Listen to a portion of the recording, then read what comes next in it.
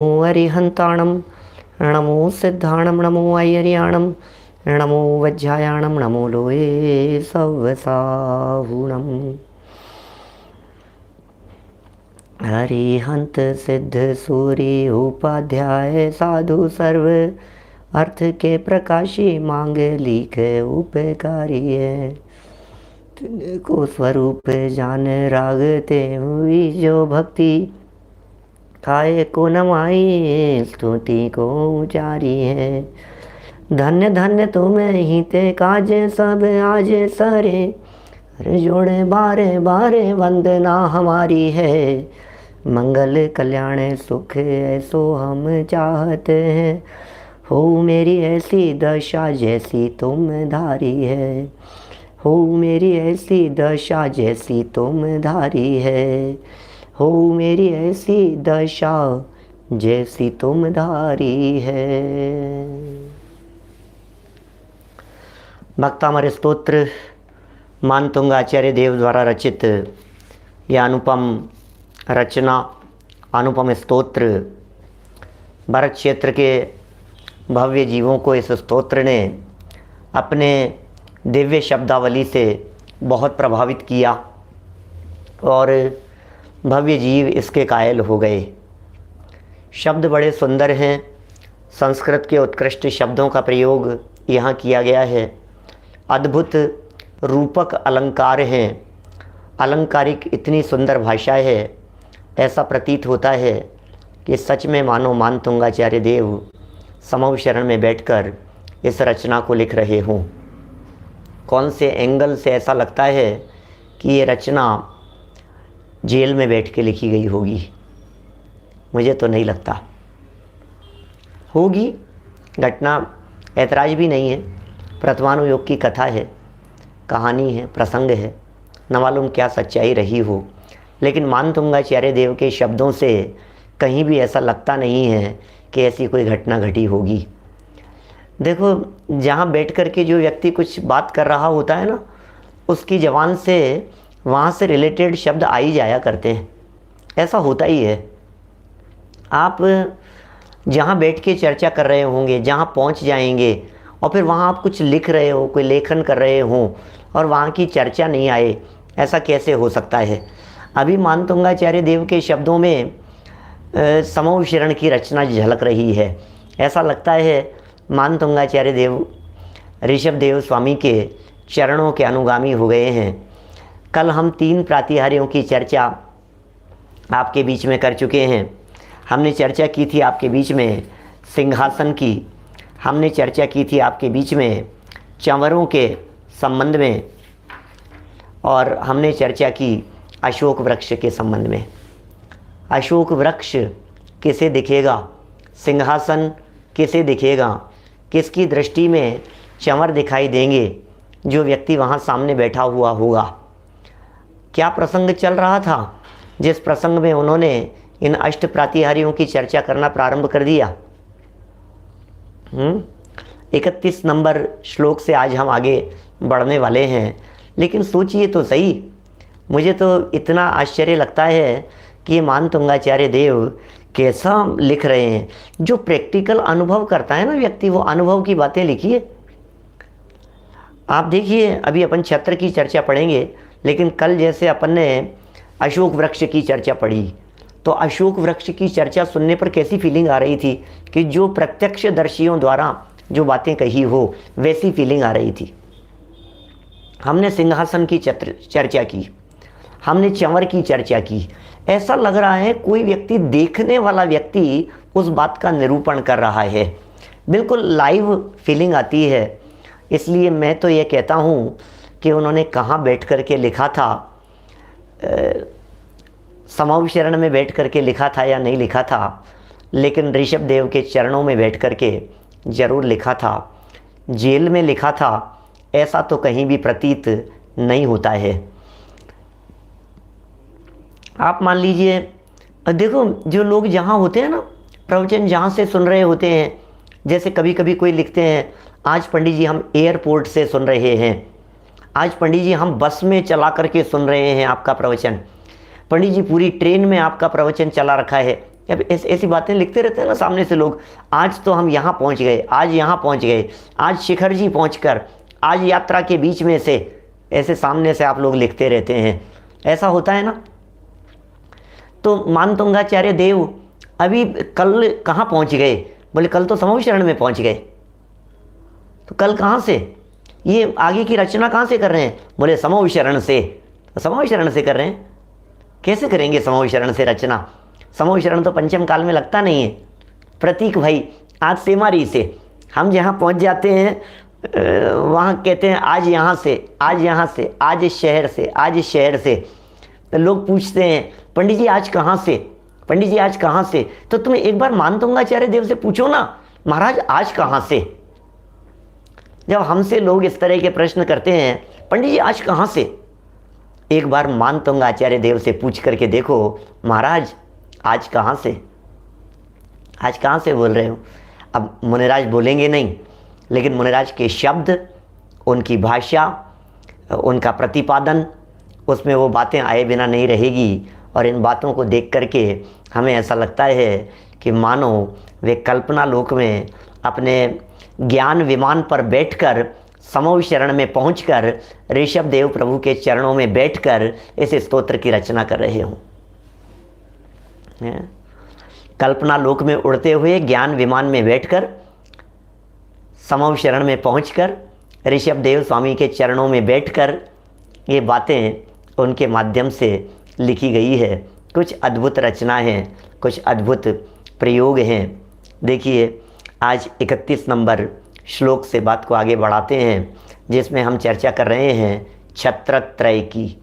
3 छत्र सुशोभित हो रहे हैं प्रभु। कैसे छत्र सुशोभित हो रहे हैं? छत्रत्रयं तव विभाति शशांक कांता, उच्च स्थितं स्थगित भानुकर प्रतापम, मुक्ताफल प्रकर जाल विवृद्ध शोभम, प्रख्यापय त्रिजगत परमेश्वरत्वम्। छत्रत्रयम, छत्र कितने हैं? चमर कितने थे? बोले चमर तो 64 थे। तो छत्र कितने हैं? क्या 8 हैं? क्या अच्छा 8 हैं कि नहीं 64 हैं कि नहीं? छत्र कितने? छत्र तो 3 है। तो 3 हैं। इस संख्या को बतलाने के लिए कह दिया यहाँ छत्रत्रयम तव, आपके कैसे हैं ये 3 छत्र? आपके तव विभाति शोभायमान हो रहे हैं, शशांक कांतम, चंद्रमा की कांति के समान। आहा, आपके सर के ऊपर कहाँ सुशोभित होते हुए ये 3 छत्र, हे जिनेंद्र देव, ये 3 छत्र ये कहाँ सुशोभित हो रहे हैं? शशांक कांतम, शशांक माने चंद्रमा की, शशांक माने चंद्रमा, चंद्रमा की कांति के समान आप में सुशोभित होते हुए ये 3 छत्र। स्थितम कहाँ? उच्चे स्थितम, ऊपर स्थित है। जरूरी है ये ऊपर स्थित है की चर्चा करना, क्योंकि देखिए जब हमने चर्चा की सिंहासन के बारे में तो कहा नीचे है, जब हमने कहा चंवर के बारे में तो अगल बगल में है, चारों तरफ है, जब हम बात करेंगे भामंडल के बारे में तो कहेंगे पीछे है, तो फिर ये भाई पीछे भी है, चारों तरफ हो गया, नीचे भी हो गया, अब ये कहाँ है? साइड में है, कौन सी जगह पर है ये? बोले उच्च स्थितम। प्रभु अरे कैसा लगता है, ये छत्र 3 लोक के नाथ प्रभु के भी ऊपर है, प्रभु परमात्मा से भी ऊपर है। तीर्थंकरों से ऊपर भी कोई चीज हो सकती है क्या इस धरती पर, इस जगत में? है कुछ तो, वो क्या है? बोले 3 छत्र उच्च स्थितम, ऊपर स्थित हैं। हे जिनेंद्र देव, हे ऋषभ देव परमात्मा, आपके ऊपर 3 छत्र स्थित हैं। क्या कर रहे हैं वो 3 छत्र क्या कर रहे हैं? स्थगित रोक रहे हैं, स्थगित रोक दिया गया है। भानुकर प्रतापम, स्थगित भानुकर प्रतापम, स्थगित रोक दो इनको, कार्यक्रम स्थगित कर दिया गया। इसका मतलब रोक दिया गया। ये कार्यक्रम का क्या हुआ? आपका कार्यक्रम होने वाला था, उसका क्या हुआ? स्थगित। किसको रोक रहे हैं? भानु मतलब सूर्य, कर मतलब किरणें, भानुकर प्रतापम, सूर्य की जो किरणें हैं उन्हें रोकने का कार्य हो रहा है। छत्र हैं, 3 छत्र हैं, सर पर स्थित हैं, ऊपर लगे हुए हैं। आपको मालूम है छत्र कैसे लगे हुए होते हैं? ये 3 छत्र ऐसे ऊपर एक के ऊपर एक हैं, ये 3 छत्र, और ये 3 छत्र ऐसे लगे हुए हैं ऊपर कि भानुकर सूर्य की किरणों के प्रताप को मानो वे रोक रहे हैं।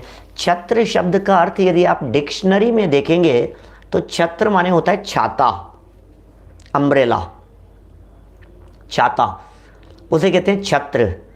तो ये जो छत्र होते हैं, ये छत्र 2 चीज़ों को रोकने का काम करते हैं।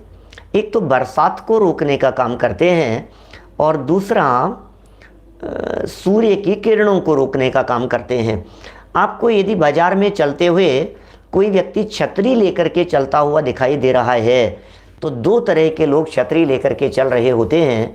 एक तो बरसात में लोग छतरी लेकर के चलते हैं, और पुराने ज़माने में बुजुर्ग लोगों को यदि आपने देखा हो तो वे लोग तेज धूप के काल में भी छतरी लेकर के निकला करते थे। जब तेज धूप आती थी तब भी वे धूप से बचने के लिए भी छतरी लेकर के निकला करते थे। प्रभु आपके ऊपर भी 3 छत्र होते हैं। अभी बतलाएंगे नीचे ये 3 छत्र कैसे होते हैं, 3 छत्र का आकार किस तरह से है, किस सिस्टम से लगे हुए हैं, किस बात के प्रतीक हैं, ये सब चर्चाएं अभी जब छत्र की चर्चा प्रारंभ की है तो पूरी ही चर्चा करेंगे। आप लोग धैर्यपूर्वक नीचे की पंक्तियों का इंतजार कीजिए। उच्च स्थितम ऊपर स्थित है, फिर उच्च स्थितम ऊपर स्थित है, भानुकर प्रतापम सूर्य की किरणों के प्रताप को मानो वे रोक रहे हैं। मुक्ता फल, नीचे चलें आगे, देखो 2 लाइनें हो गई अपनी स्पष्ट। मैंने सूर्य की किरणें आ रही हो और मानो इनके छत्र लगे हुए हो। देखो भैया, समूह शरण के अंदर न तो बरसात आती है न समूह शरण के अंदर धूप होती है। सूर्य की ताकत है क्या जो समूह शरण के अंदर धूप आ सके? ये तो ख्याति है, उनका वैभव है, उनका गुणानुवाद है। उनके गुणानुवाद करने की एक अलग तरह की स्टाइल है, जिस स्टाइल में बात कर रहे हैं। 3 छत्र होते हैं और वे तीनों ही छत्र ऐसे प्रतीत होते हैं कि मानो धूप और बरसात को रोकने का काम कर रहे हों। और कैसे हैं वो छत्र? ऐसे नहीं है सूने सूने छत्र लगा दिए गए हों। ये छत्र ऐसे हैं, मुक्ता फल प्रकर जाल विवृद्ध शोभम। मुक्ता फल, मुक्ता फल क्या होते हैं? मोती। मुक्ता फल कहते हैं मोतियों को। मुक्ता फल की उन्मान पुंज धरो प्यारे, ऐसे पुराने पूजाओं में शब्द आते हैं। मुक्ता फल की उन्मान माने मुक्ता फल की चमक की तरह है। ये एक अक्षत आपके चरणों में समर्पित कर रहे हैं। मुक्ता फल माने मोती। मुक्ता फल प्रकर, प्रकर माने समूह, जाल, झालर, झालरें। मुक्ता फल माने मोतियों के, प्रकर माने समूह, और समूह के बाद में कह रहे हैं जाल। जाल माने झालरें लटकी हुई, उनका जाल बिछा हुआ है। अरे मोतियों की झालरें लटकी हुई, उनका जाल बना हुआ, ये सब उस छत्र के अंदर चारों तरफ लटके हुए हैं, जो क्या कर रहे हैं? विवृद्ध शोभम, हे जिनेंद्र देव उसकी शोभा को और अधिक बढ़ा रहे हैं। क्या माने आपके जो छत्र हैं, 3 छत्र सर पर, अब देखो कैसा लग रहा है। प्रभु विराजमान हैं, सर पर 3 छत्र लगे हुए हैं।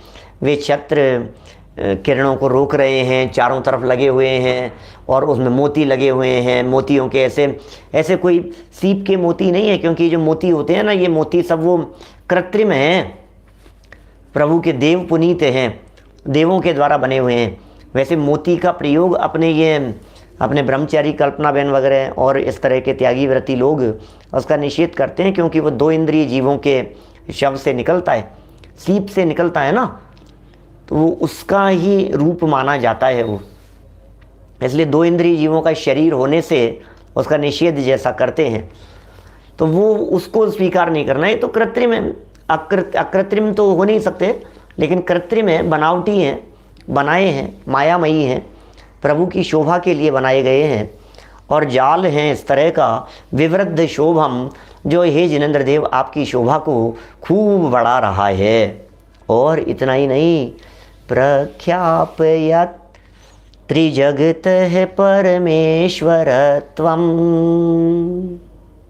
ओम प्रकाश जी जोगी साहब क्या लिख रहे हैं ये? प्रख्यापयत् त्रिजगत, प्रख्यापयत्, प्रख्यात कर रहे हैं, प्रसिद्धि कर रहे हैं, प्रख्यापयत्, क्या क्या क्या प्रसिद्धि कर रहे हैं? त्रिजगत है, त्रिजगत है परमेश्वरत्वम, अरे 3 जगत के परमेश्वर पने को ये सुशोभित कर रहे हैं। ये आपके सर के ऊपर लगे हुए 3 छत्र ये दिखा रहे हैं जिनेंद्र देव कि आप 3 लोक के स्वामी हैं, 3 लोक के स्वामी हैं। अरे जैसी लोक की रचना होती है वैसे इन छत्रों की रचना होती है। ये छत्र किस सिस्टम से लगे हुए होते हैं? क्या ये जो होते हैं ना, ये कौन से सिस्टम से लगे हुए होते हैं? तो ये कह रहे हैं पहले तो होता है, जैसे लोक की रचना को देखिए तो लोक 3 हैं, एक अधोलोक है, एक मध्य लोक है, फिर ऊर्ध्व लोक है।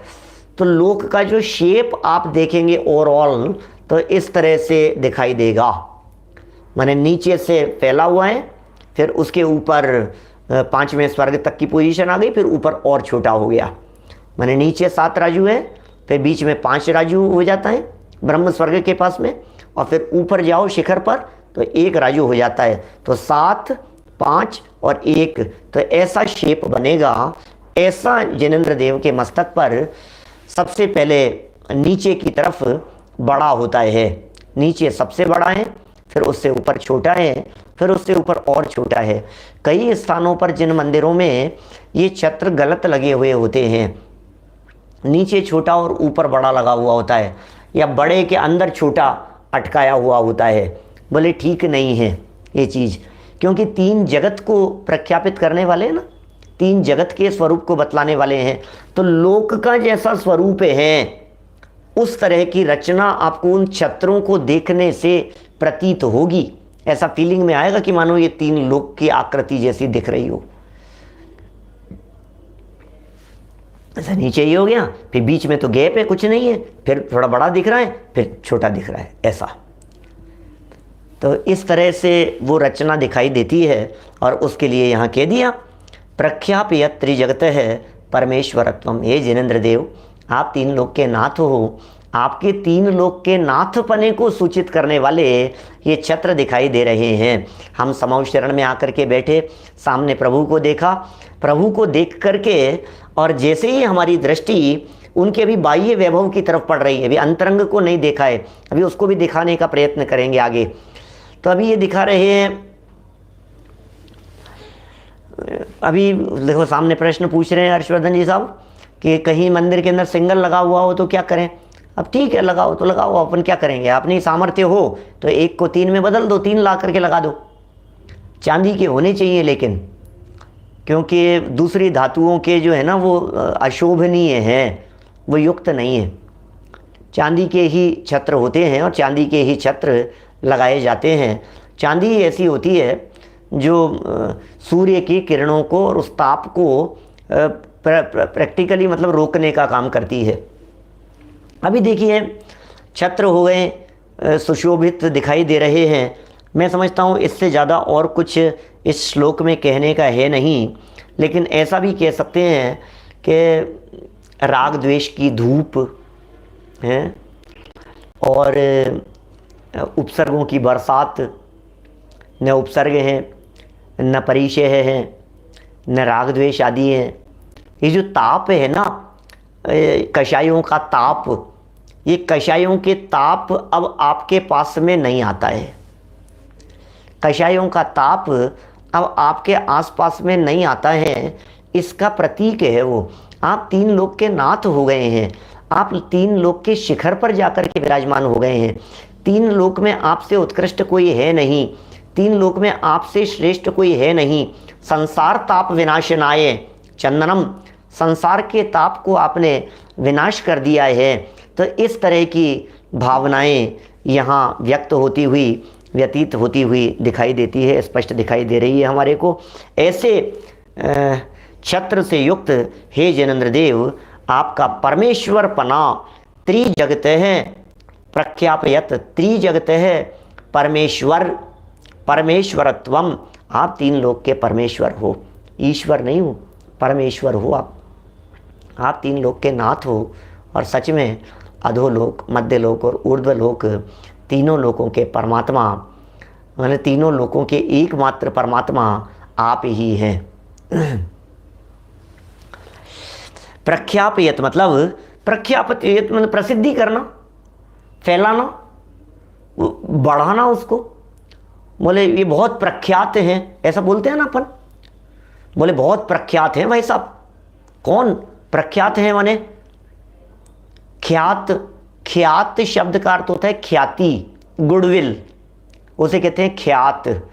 और यहाँ शब्द प्रख्यात, प्रख्यात, प्रख्यापयत माने बहुत प्रसिद्ध, प्रकृष्ट रूप से ख्याति प्राप्त, जिनकी ख्याति, जिनकी प्रसिद्धि तीनों लोकों में फैली हुई हो, अपने आप से ही फेमस कह सकते हैं राकेश मोदी जी साहब। और तीन जगत में फेमस यदि कोई है, तीर्थंकरों से ज़्यादा फेमस कौन होगा? अभी ऐसे तीर्थंकर परमात्मा, इनके वैभव को बतलाने के लिए भी देखिए, और देखिए आगे देखेंगे अपन दुंदुबी की चर्चा, देखिए अगले वाले श्लोक में। यहाँ मुझे लगता है स्पष्ट हो गई होगी, छत्रत्रयम तव आपके विभाति शोभायमान हो रहे हैं, शशांक कांतम चंद्रमा की कांति के समान, चंद्रमा की कांति के समान आपके तीन छत्र सुशोभित हो रहे हैं। और मुच्चे स्थितम, ये मुच्चे, मुच्चे की जगह उच्चे ही है, मैं ऊपर चला जाएगा। शशांक कांतम, शशांक कांतम ये तो हो गया ऊपर, और शशांक कांतम के बाद उच्चे स्थितम ऊपर स्थित, स्थगित रोके हुए, भानुकर प्रतापम सूर्य के किरणों के प्रताप माने तेज को, सूर्य के किरणों के तेज को मानो रोकने की जैसी महिमा है। मुक्ता फल प्रकर, मोतियों के प्रकर माने समूह, जाल, झालरें लगी हुई थी, लटकी हुई थी, उनसे विवृद्ध शोभम, वो बहुत ऐसा लग रहा है चारों तरफ लटकी हुई उसके लटकें, झालरें चारों तरफ मोतियों की, हवा चल रही है, हिल मतलब वो झालरें ऐसे लटक रही है, बहुत सुशोभित, कैसा सुंदर दृश्य होगा, मनोरम दृश्य होगा। वो प्रसिद्ध कर रहे हैं कि आप तीन जगत के परमेश्वर हैं। भगवान तो बोलेंगे नहीं, बस दुनिया को देख करके पता लग जाए इनके सर पर तीन छत्र हैं, अच्छा त्रिलोकी नाथ हैं, अच्छा तीन छत्र इनके माथे पर हैं, ये ऐसा सहज ही ख्याल में आता है। ऐसे अद्वितीय है जिनेंद्र देव, इन छत्रों के माध्यम से आपकी महिमा को बतलाया गया है। आगे चलें, माने बस इसमें इतना सा अपन लगा सकते हैं, थोड़ा सा सूक्ष्म दृष्टि से यदि बात करें तो हम उसके जो ताप को रोकने की बात कही, ये संसार ताप की बात, राग द्वेष मोह के ताप की बात को दूर करने वाले आप हैं। आपके छत्र भी इसी बात को प्रदर्शित कर रहे हैं। 32 नंबर श्लोक की तरफ देखिए, बड़ा सुंदर चित्र खींचा है। गंभीर तार रव पूरित देग विभाग, त्रैलोक्य लोक शुभ संगम भूति दक्ष, सधर्म राज जय घोषण घोष के सन, के दुंदुभिर ध्वनति ते यश सह प्रवादी, गंभीर, गंभीर बहुत शांत, बहुत शांत, बहुत गंभीर हैं भाई साहब। किसी व्यक्ति के व्यक्तित्व को देख करके एकदम लगता है बहुत गंभीर, शांत है, गंभीरता दिखती है, गंभीर। तार मतलब ऊंचे, गंभीर, बहुत शांत, गहरे, डूबे हुए, बहुत गंभीर हैं। फिर तार मतलब ऊंचे, बहुत तेज, लाउडली। रव मतलब शब्द, बहुत गंभीर लेकिन उच्च स्वर से उन शब्दों से पूरित माने भर दिया गया है, फुल, बोले पूरित भर दिया गया है। दिग विभाग, दिशाओं के विभाग को, माने चारों दिशाओं को। ऐसा कह रहे हैं, हे जिनेंद्र देव, आपके ये जो दुंदुबियाँ हैं, दुंदुबी मतलब समझ गए आप, ढोल नगाड़े जो बजते हैं, दुंदुबी, बेरी बजा दी जाती है सूचना देने के लिए। पहले के ज़माने में क्या होता था, WhatsApp, Facebook, social media, newspaper ये तो चलते नहीं थे। हम लोगों को सूचना देनी है तो क्या करते थे राजा महाराजा लोग, उस ज़माने में क्या होता था, नगाड़े बजाते थे, ढोल बजाते थे। कोई ढोल लेकर के नगर के बीच में, बीच चौराहे पर जाकर के वहाँ ढोल नगाड़े बजा करके और सब लोगों को एकत्रित करते थे। सुनो सुनो सुनो सुनो सुनो सुनो, ऐसे साधन। तो इस तरह की तीनों लोकों में मानो सबको ये नगाड़े बजा करके देव लोग ढोल बजा करके निमंत्रण दे रहे हैं, निमंत्रण देने के लिए आए हैं। ये होली खेलने वाले लोग गली मोहल्लों में जा करके ये जाते हैं और जा करके ढोल नगाड़े बजा करके उनसे पैसे मांगते हैं, वसूलते हैं। ऐसे देखिए आप, ये वोट मांगने वाले लोग, होली खेलने वाले, वोट मांगने वाले ढोल नगाड़े लेकर के जाएंगे, गली गली में जाएंगे, एक एक घर में जाएंगे, नीचे जाकर के ढोल बजाएंगे, नाचेंगे, फिर वहाँ जाकर के बैल बजाएंगे, बुलाएंगे, उनको सूचित करेंगे, भैया वोट देना, जरूर आना। तो ये तो जब साधारण से व्यक्ति कुछ बनने के लिए तो सूचना देते हैं या फिर निमंत्रण देना हो मान लीजिए, तो कैसे निमंत्रण देंगे। तो इस तरह के निमंत्रण की चर्चा चल रही है। त्रैलोक के क्या, ये क्या कर रहे हैं, क्या क्या बात की सूचना दे रहे हैं। त्रैलोक के, त्रैलोक के लोक, त्रैलोक के लोक, ये क्या है, त्रैलोक के मतलब तो तीनों लोक, और लोक मतलब लोगों को, व्यक्ति, व्यक्ति के लिए लोक शब्द का प्रयोग किया जाता है।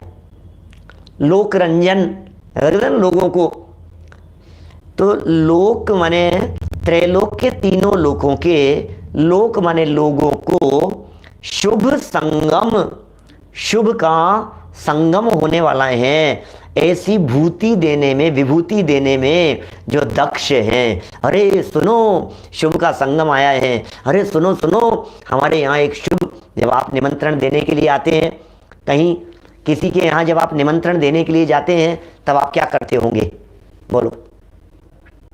ये कहते हैं ना, अरे भाई साहब हमारे यहाँ मंगल घड़ी, मंगल घड़ी आज है, मारे आंगन आज आई देखो मंगल घड़ी, मारे आंगन आज आई देखो मंगल घड़ी। ऐसे देव लोग, अरे मंगल अवसर आया है, अरे भव्य जीवों सुनो सुनो सुनो, भव्य जीवों, जन्म जन्मांतरों की प्यास को मिटाने के लिए तीर्थंकर परमात्मा को केवल ज्ञान की प्राप्ति हुई है, समव शरण की रचना हुई है। अब इनकी दिव्य ध्वनि का लाभ प्राप्त करने के लिए आओ सब लोग, आओ मिलकर के। आप पत्रिकाएं भेजते हैं, आप मैसेज भेजते हैं, आप निमंत्रण भेजते हैं लोगों को बुलाने के लिए। देव लोग क्या करेंगे, क्या ख्याल में आ रही है क्या बात? देव लोग क्या करेंगे बतलाइए। तो देव लोग ऐसे बुलाते हैं, आइए जन्म जरा मृत्यु के निवारण का उपाय बतलाया जाएगा, आपके तकलीफ को दूर करने का उपाय होगा, आपकी सारी बीमारियां दूर हो जाएगी, आपकी सारी तकलीफें दूर हो जाएगी। भाई अरिहंत जी, क्या जितने संकट, जितनी परेशानियां, अरे समूह शरण में आकर के देखो तो सही, अमृत की बरसात होगी। अरे समूह शरण में आओ, तुम्हें ऐसा लगेगा कि हमारे जन्म जन्मांतरों की प्यास बुझ गई है। उसे तृप्ति कराने वाले ये तीर्थंकर परमात्मा का अवतरण हुआ है। ये तीर्थंकर परमात्मा के समूह शरण की रचना हुई है। ओहो, क्या गजब की बात कह रहे हैं। सधर्म राज जय घोषण, घोष कह सन। ओह, सद्धर्मराज की जय हो, सद्धर्मराज की जय हो।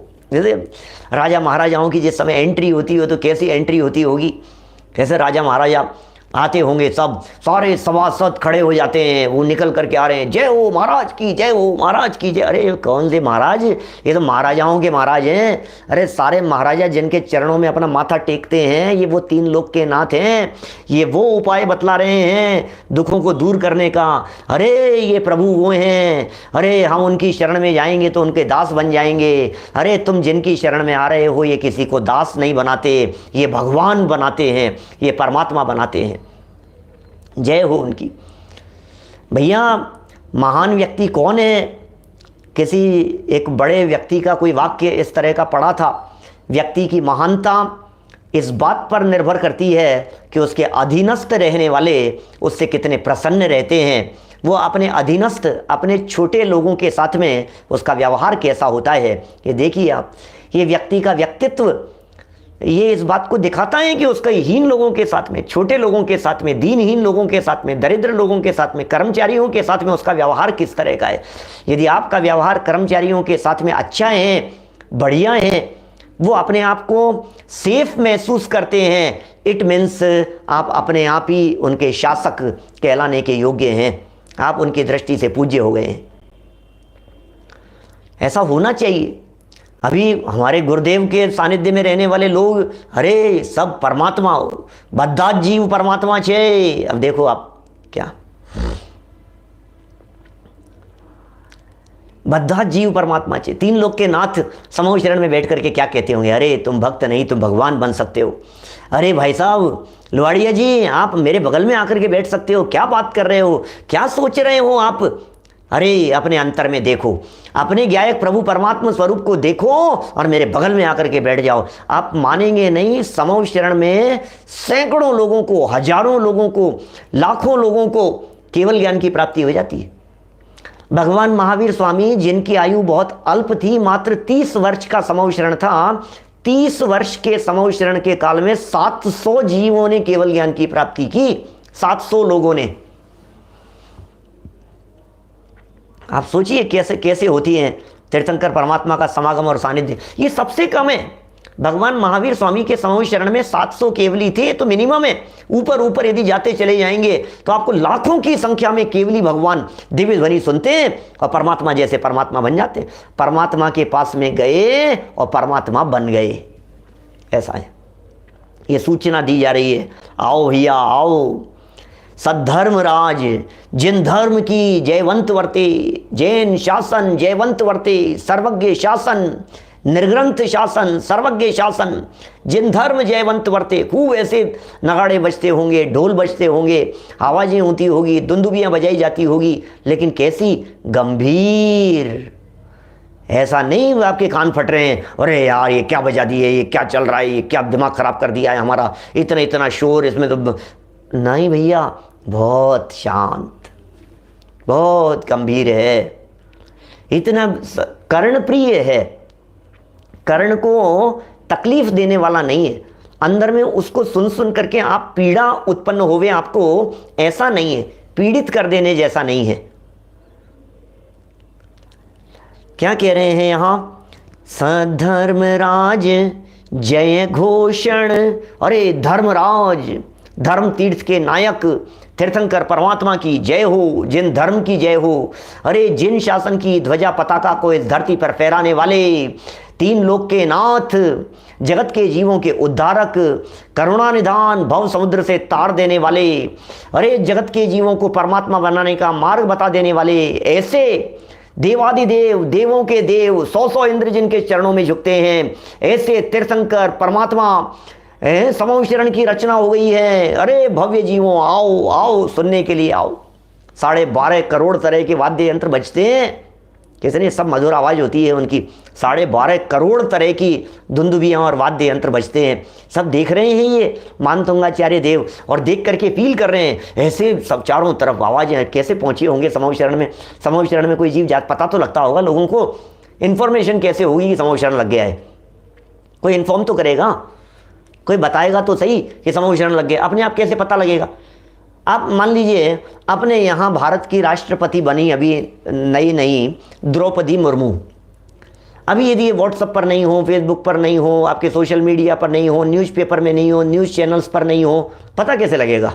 बना दो आप अकेले बंद कमरे में, उनको बुला करके तिलक लगा दो, उनको माला पहना दो उनको, और सब सूचना दे, हाँ भाई तब हो गया। अरे बताना पड़ेगा लोगों को, सूचना देनी पड़ेगी।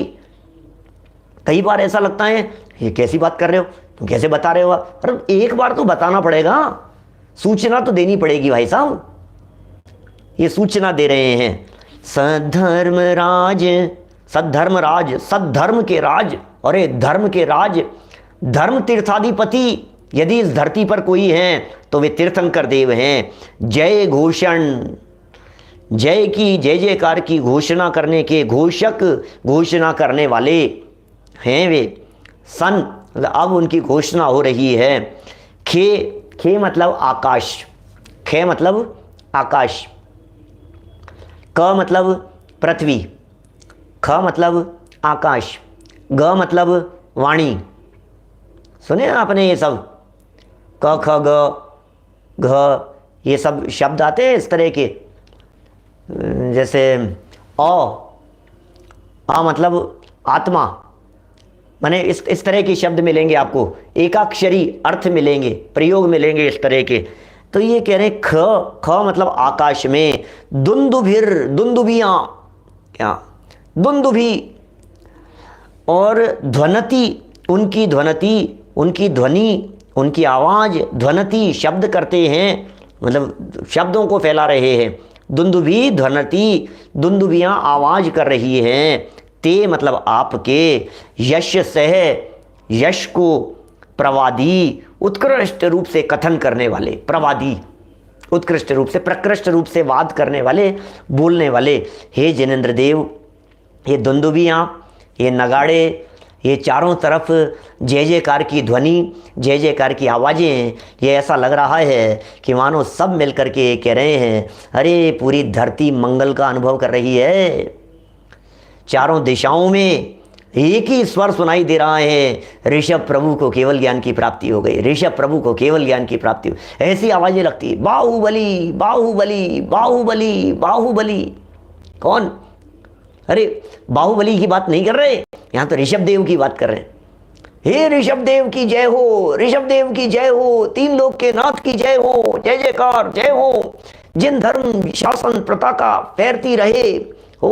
कैसे कैसे लगता होगा, अद्भुत शब्दावली होगी भाई साहब, अद्भुत ही वातावरण होगा वहाँ का, ऐसा ये कह रहे हैं। तो हो गया, मैं समझता हूँ इस श्लोक में और ऐसी कुछ बात रही नहीं, लेकिन ऐसा लगता है समूह शरण में बुला रहे हैं, और इसलिए बुला रहे हैं कि भव्य जीव वहाँ आकर के सब आत्मकल्याण के मार्ग पर लगे, सबको आत्मकल्याण का रास्ता मिले, सब आत्माओं को परमात्मा बनने का मार्ग मिले। ये संगम, शुभ संगम, संगम किस चीज़ का है?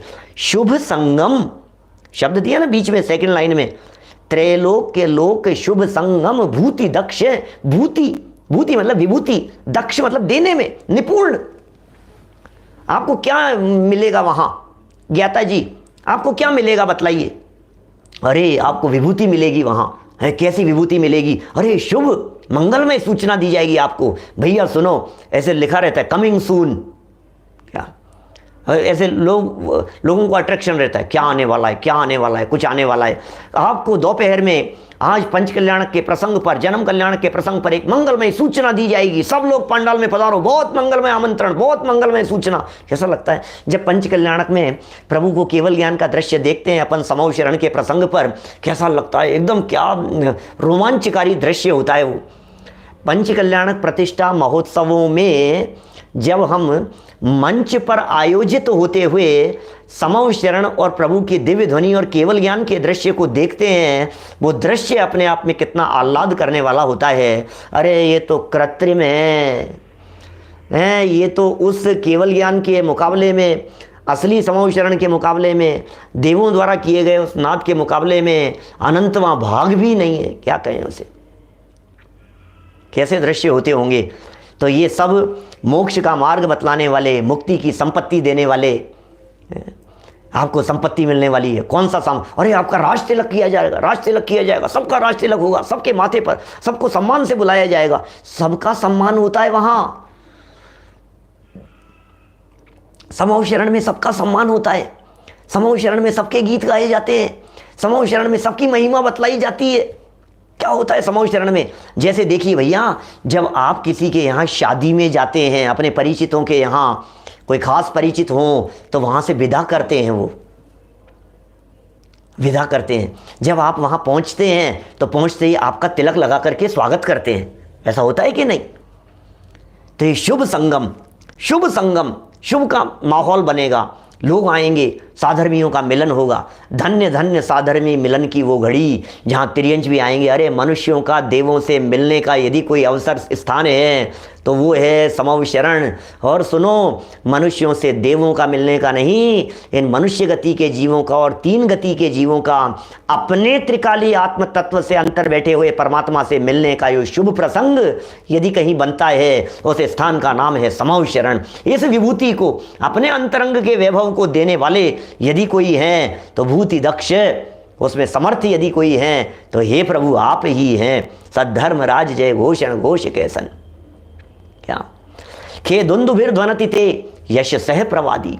आपके यश को, गुणगान को करने वाले, बखान करने वाले ये सब दुंदुभी और नगाड़े यहाँ से बज रहे हैं। चलिए, अवसर नहीं है इससे ज़्यादा कुछ कहने का, लेकिन इतना जरूर है कि अब भेरी बज चुकी है, नगाड़े बज चुके हैं, ढोल नगाड़े बज चुके हैं, हमें आमंत्रण मिल चुका है, चारों तरफ से आमंत्रण दिया जा रहा है। आ जाओ आ जाओ आ जाओ, हे भव्य जीवों, क्या आओ जरा यहाँ सुनने के लिए।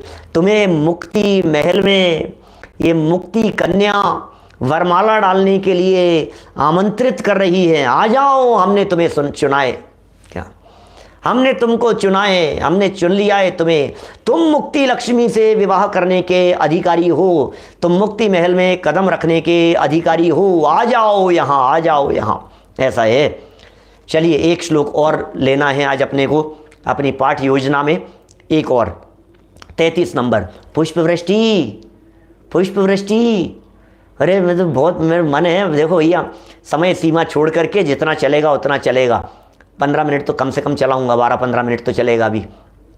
देखना, मंदार सुंदर नमेरु सुपारी जात, संतान कादि कुसुमोत्कर वृष्टि रुद्धा, गंधोद बिंद शुभ मंद मरुत प्रपाता, देव्यादिमें पतति ते वच साम ततिर्वा।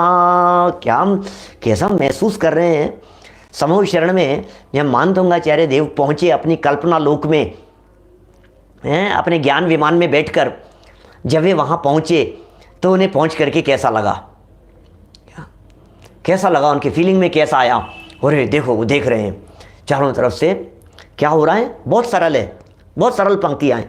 मंदार, मंदार मतलब मूंगे के पुष्प, मंदार अत्यंत सुंदर। नमेरु, नमेरु सुर पुष्प, ऐसे अलग अलग तरह के कल्प वृक्षों के पुष्प नाम दिए हैं यहाँ। सुपारी जात, परिजात जाति के वृक्षों के पुष्प, और संतान कादि, संतानक जाति के वृक्षों के पुष्प। ये सब पुष्पों के नामांतर बतलाए हैं, अलग अलग जाति के पुष्पों की यहाँ परिकल्पना की है। कुसुमोत्कर, कुसुम मतलब पुष्प, उत्कर मतलब उत्कृष्ट, उत्कर, उत्कर बहुत उत्कृष्ट जाति के पुष्पों की पुष्पांजलि हो रही है, पुष्प वृष्टि हो रही है। वृष्टि, वृष्टि माने वर्षा, उद्धा, ओहो पवन, बहुत ऐसे हवा के साथ में इन उत्कृष्ट जाति के कल्प वृक्षों के पुष्पों की वृष्टि हो रही है वहाँ पर समौ शरण में। देखिए भैया, मिथ्या भ्रम नहीं पाल लेना चाहिए। हमारे यहाँ कल्प वृक्ष के पुष्प है नहीं, और जिन पुष्पों को एकत्रित किया जाता है उन पुष्पों को तोड़ने में अपार हिंसा होती है।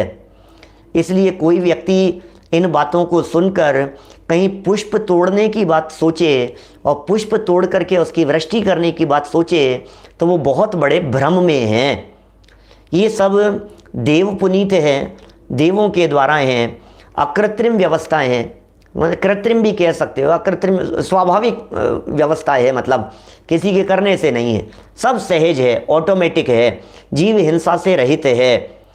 और मानो ऐसा कैसा प्रतीत हो रहा है, वो मंद मंद पुष्प वृष्टि हो रही है और वो पुष्प भी ज़मीन पे नहीं आते, कोई कचरा। फिर आप कहोगे साहब इतनी यदि पुष्प वृष्टि हो रही है फिर झाड़ू कौन लगाएगा, फिर कचरा कौन साफ करेगा? आप सोच रहे हैं क्या स्थिति होती होगी? कंटिन्यूअसली होती है पारसवारी जी साहब, लगातार होती रहती है, बहुत मंद मंद बौछार जैसी। और गंधोद बिंदु, गंध उद बिंदु, गंध माने सुगंध, उद उदक, उद मतलब जल, बिंदु मतलब बूंद, जल की सुगंधित बूंदें, बहुत शुभ मंद मरुत प्रपाता, हवा के साथ में, प्रपात माने होता है गिरना, मरुत हवा, प्रपात माने गिरना, हवा के साथ में बहुत मंद मंद हवा चल रही है और हवा के साथ में वो पुष्प गिर रहे हैं हल्की हल्की पानी की बूंदों के साथ में। और गंधोदक, गंध उद बिंदु, सुगंधित जल की बूंदों के साथ में। गंधोदक होता है ना, गंधोदक, ये गंधोदक क्या होता है? ये गंध उदक।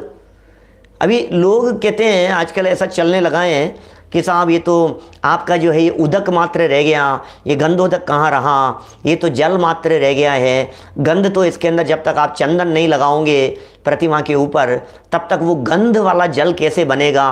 गंधो, ऐसी ऐसी चर्चाएं चलती है समाज में, तो दुनिया भर में घूमते हैं और दुनिया भर के लोगों की बातें सुनते हैं अलग अलग तरह की कि साहब आपने प्रतिमा के ऊपर चंदन लगाओगे, फिर चंदन लगा करके फिर जब जल चढ़ाओ, आप प्रक्षाल करोगे, अभिषेक करोगे, तो फिर वो जो जल है वो सुगंध वाला होगा, तब वो गंध उदक कहलाएगा। उदक माने जल और गंध से सहित होगा। ऐसे कैसा गंधोदक? अरे भाई मैं तो सच कहता हूँ, ऐसी व्याख्याएं करने से भी मेरे को ऐसा लगता है कोई व्यक्ति गलत अर्थ ग्रहण नहीं कर लेवे। सच्चाई क्या है उसके पीछे? यथार्थता यह है, जिनेंद्र देव का जो शरीर होता है, बाल तीर्थंकर का जो शरीर होता है वो सुगंधित होता है, अत्यंत सुंदर होता है, अत्यंत सुगंधित शरीर होता है। उस सुगंधित शरीर को स्पर्शित करके आने वाला जो जल है वो भी गंध से युक्त हो जाता है उसे स्पर्शित करने से, इसलिए वो गंधोदक कहलाता है। उसकी गंधोदक संज्ञा क्यों है उसकी? बाल तीर्थंकर का जन्माभिषेक जब मेरू पर्वत की पांडुक शिला पर बैठा करके करते हैं 1008 कलशों से, तो उस बाल तीर्थंकर के सुगंधित शरीर से, जो अत्यंत सुंदर और सुगंधित शरीर हैं, उस बाल तीर्थंकर के उस शरीर से, सुगंधित शरीर से स्पर्श हो जाने पर जो जल था वो जल भी गंध से युक्त हो गया, इसलिए वो गंध उदक कहलाया, गंधोदक कहते हैं उसे। तो श्री जी के प्रक्षाल पूर्वक जो जल है वो गंधोदक कहलाता है। इसके लिए रंच मात्र भी ऐसी ज़रूरत नहीं है कि उसके ऊपर चंदन का लेप लगाया जाए, परिग्रही नहीं बनाया जा सकता है। लोग पैरों के ऊपर चंदन लगा देते हैं, कैसे बनेगी बात? आप पैर पर चंदन लगा रहे हो, नहीं शोभा है तो फिर शोभा के लिए सर पे तिलक लगाओ ना, भगवान के ऐसे तिलक लगाओ ऐसे चंदन का, वो कितना सुंदर लगेगा। पैरों पर लगा हुआ क्या सुंदर दिखता है, सर पे लगाओ वो सुंदर ज़्यादा दिखेगा। अरे नहीं भाई, ऐसा भ्रम नहीं पालें। ये गंधोद बिंदु शुभ हैं, अत्यंत शुभ हैं, और मंद मंद मरुत प्रपाता, हवा के साथ में वे गिर रही हैं। और लग कैसा रहा है, अब सुनो देखो, मानतोंगाचार्य देव को समूह शरण में बैठ करके कैसा फील हुआ। मुझे सच में किसी भी श्लोक में जो प्रकरण पूरा चल रहा है, हम 33 तक आ गए हैं, 48 में से 33 श्लोक हमने यहाँ पढ़ लिए हैं। आपको ऐसा फीलिंग में आ रहा है कि किसी श्लोक में उन्होंने ऐसा फील किया हो, मैं जेल में बंद हूँ, ऐसा बंधन में हूँ, ऐसी परेशानी में हूँ, ये परेशानियाँ कब दूर होगी, हे प्रभु आपके प्रभाव से ये कुछ चक्कर ही नहीं है, ऐसा ही नहीं है बिल्कुल भी। देखिए कितना स्पष्ट कह रहे हैं, दिव्या दिव्य पतति ते वचसाम ततिर्वा, दिव्या दिव्या लोकोत्तर, दिव्य दिव्य लोकोत्तर बातें हैं। दिव्य है, दिव्य कहते हैं स्वर्ग को, दिव्य है दिवाकर है, दिव्य है, दिव्या दिव्य है स्वर्ग से, आसमान से, ऊपर से, पतति माने गिरती हुई, पतति गिरती है, ते मतलब आपके, वचसाम वचनों की, ततिर वा मानो पंक्तियां ही गिर रही हो। हे भगवान, ऐसा लग रहा है कि मानो आपके मुखारविंद से पंक्तियां झर रही हो, अरे दिव्य ध्वनि झर रही हो, ऐसा ऐसा फीलिंग में आ रहा है। अभी दिव्य ध्वनि तो अलग प्राति आ रहे हैं क्या, अभी दिव्य ध्वनि की चर्चा तो अपन आगे चल करके करेंगे, कल आएगी उसकी चर्चा। तो अभी दिव्य ध्वनि की चर्चा करने के पहले ही, माने कल जब दिव्य ध्वनि की चर्चा करेंगे उसके पहले ही यहाँ कह रहे हैं कि अभी तो प्रभु मैंने एंट्री की है समूह शरण में, और समूह शरण में एंट्री करते ही मुझे ऐसा लग रहा है कि ये पुष्प वृष्टि क्या हो रही है, मानो आपके मुखारबिंद से दिव्य ध्वनि झर रही है और झर करके यहाँ आ रही है। फूल वहाँ चारों तरफ इकट्ठे नहीं होते हैं, क्योंकि वे फूल ऊपर से गिरते हैं और नीचे तक आते आते स्वयं ही विलीन हो जाते हैं, है ना। ऊपर से पुष्प वृष्टि हुई, नीचे तक आते आते फिर वो खत्म हो गए, फिर ऊपर से गिरे, नीचे से खत्म, ऐसा अपने आप ही। वहाँ कोई समूह शरण के अंदर गंदगी फैलने का काम नहीं होता है। तो इस तरह से यहाँ ये कह रहे हैं, अरे प्रभु ज्ञान की वर्षा हो रही है, अरे प्रभु वैराग्य की वर्षा हो रही है आपके समागम में, तो ज्ञान और वैराग्य झर रहा है। समूह शरण में क्या फील होगा, क्या महसूस होगा, समूह शरण में जाने वाले लोगों को कैसा महसूस होगा। वे जल की बूंदें गिरेगी, अरे जल की बूंदें क्या गिर रही है, प्रभु असली स्वरूप आपके माध्यम से बतलाया जा रहा है ना। कोई ऐसा नहीं है कि वहाँ हरित काय का प्रयोग हो, हिंसा का प्रयोग हो, ये तो सब ऐसी पुष्प वृष्टि जो जगत के जीवों की, जैसे क्या होता है गर्मी बहुत हो, जेठ माह की गर्मी हो, अब वहाँ जब तक ये जो फैन लगा दिए जाते हैं ना, पानी वाले, वाटर वाले लगा दिए जाते हैं, शादी विवाह में लगा दिए जाते हैं, हॉल में लगा दिए जाते हैं, पांडाल वगैरह में लगा दिए जाते हैं, हवा के साथ में वो चलते रहते हैं, तो मंद मंद, और फिर उसमें थोड़ी सुगंधित डाल दो पदार्थ तो सुगंधित बहते रहते हैं। कूलर उसके अंदर होते हैं इस तरह का, तो ऐसी कूलिंग वहाँ नेचुरल कूलिंग है इस तरह की आपके समूह शरण में, और वो नेचुरल कूलिंग इसी तरह जगत के जीवों के ताप को हरने का काम कर रही है।